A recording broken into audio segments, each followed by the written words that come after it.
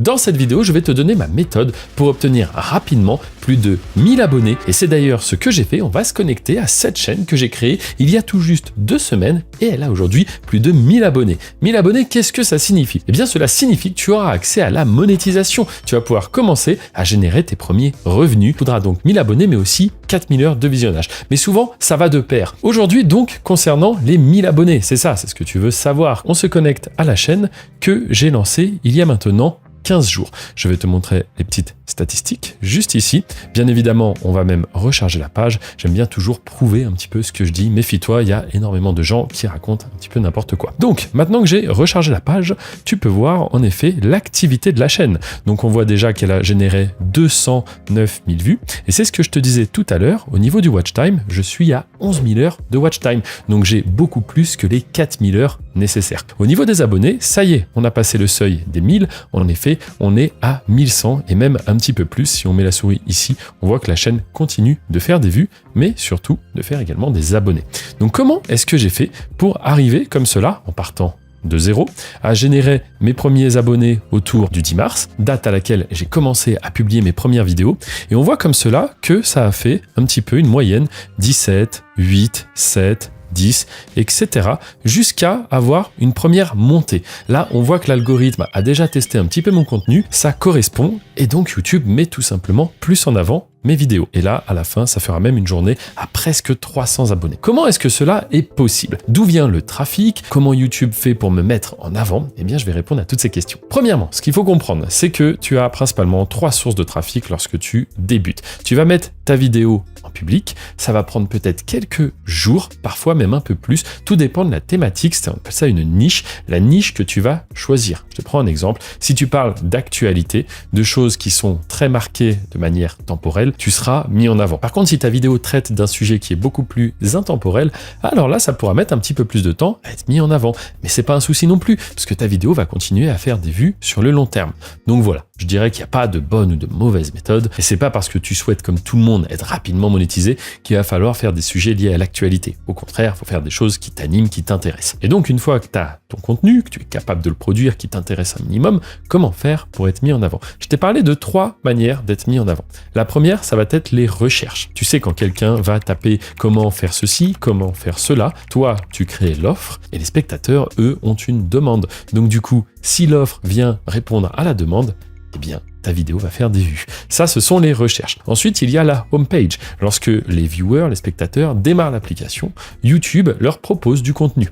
Eh bien, ce contenu, s'ils sont susceptibles d'être intéressés, peut-être que YouTube va leur proposer. Ça, c'est la deuxième. Et la troisième méthode de faire des vues, ce sont les recommandations. Tu sais, lorsque tu as visionné une vidéo YouTube, eh bien, YouTube, sur le côté, t'en recommande qui sont parfois en rapport et parfois pas du tout. Donc, ça permet à des petits créateurs aussi d'être découverts. Maintenant que je t'ai dit ça, tu vas dire, oui, mais comment faire pour être soit dans les recherches, soit sur la homepage, ou soit dans ces fameuses recommandations? Eh bien, tout ça, c'est le travail du référencement. Ça, je t'en parle pareil un petit peu plus à la fin. Mais juste avant, je dois te dire une chose, si tu choisis de créer ta chaîne sur une thématique bien précise, tu ne dois pas te disperser. Imaginons que tu fasses une chaîne, par exemple, autour du jeu vidéo. Eh bien, si demain, il y a une super voiture qui sort, je sais pas, la nouvelle Lamborghini ou quoi que ce soit, ne fais pas une vidéo dessus. Ça va te faire une communauté inactive, des abonnés qui ne regardent pas ton contenu. Et ça, ce sont des très mauvais signaux pour YouTube. Surtout lorsque tu débutes, tu as besoin d'une communauté fidèle. Si tu as très peu d'abonnés et que la moitié ne sont pas sérieux, ne sont pas actifs plutôt, on va dire,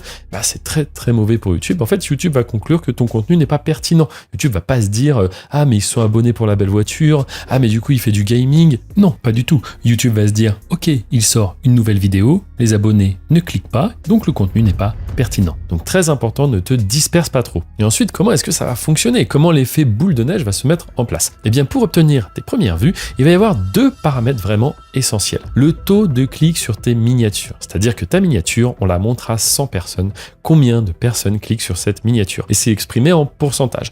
Donc une fois de plus, ça dépend de la thématique dans laquelle tu es. Il y a des thématiques où avoir du 3%, c'est très bien, et d'autres thématiques où avoir du 10%, c'est très bien. Donc ça, tu n'as pas les chiffres parce que pour le connaître, il faut avoir des chaînes dans ces thématiques. Le but, c'est d'essayer de faire une belle miniature. Regarde un petit peu ce qu'ont fait tes concurrents. S'ils ont réussi à faire des vues, à ce moment-là, il faut faire un petit peu la même chose. Attention, je ne parle pas de copier-coller, mais tu peux t'inspirer de ce qui fonctionne et essayer de faire mieux. Cherche quand même toujours à ajouter un petit peu de valeur. Ça te permettra peut-être même de passer devant certaines chaînes qui sont là depuis très longtemps. Ça, c'est le taux de clic. Mais une fois que le spectateur a cliqué, qu'est-ce qui se passe? Eh bien, il faut que ton watch time soit bon. Il faut que ton contenu soit intéressant. Si ton contenu n'est pas pertinent, par exemple ta vidéo dure 5 minutes et le spectateur reste 20 secondes, eh bien c'est pas du tout pertinent pour YouTube. Donc du coup, ta vidéo ne sera pas mise davantage en avant. À l'inverse, si tu as un bon taux de clic sur les miniatures, si tu as une bonne durée de visionnage, eh bien YouTube va retargeter l'audience. Qu'est-ce que ça veut dire? C'est-à-dire qu'ils vont faire le lien entre les différentes personnes qui se sont abonnées à ta chaîne, entre tes 20, 30, 40 premiers abonnés. C'est ce qu'on voit ici en fait. Regarde bien. Au début, je suis mis un petit peu en avant. On voit que je ne fais pas beaucoup d'abonnés.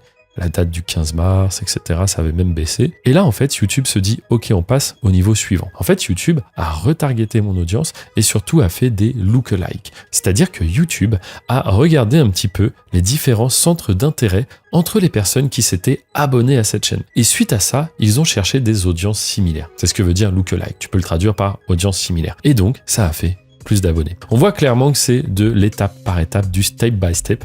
Et une fois que c'est lancé, on ne sait pas jusqu'où ça ira, mais ça peut monter très haut et très vite. YouTube est juste hyper puissant. N'oublie pas que c'est le deuxième site le plus visité. Après Google, l'audience est juste dingue. Il suffit de réussir à percer le marché et se faire une place. Et puisque tu es resté jusqu'à ce moment de la vidéo, laisse-moi te faire un petit cadeau. Tu vas trouver dans la description ou ailleurs sur cette vidéo un petit guide gratuit dans lequel je t'explique et te partage mes différentes méthodes et techniques pour réussir à dégager tes premiers revenus sur YouTube. Je te le rappelle, ça fait plus de 10 ans que je travaille sur la plateforme. Des situations un petit peu compliquées, j'en ai vu beaucoup. Dis-toi que YouTube n'est pas si simple qu'il y paraît. Et c'est pour cela que beaucoup de personnes n'y arrivent pas.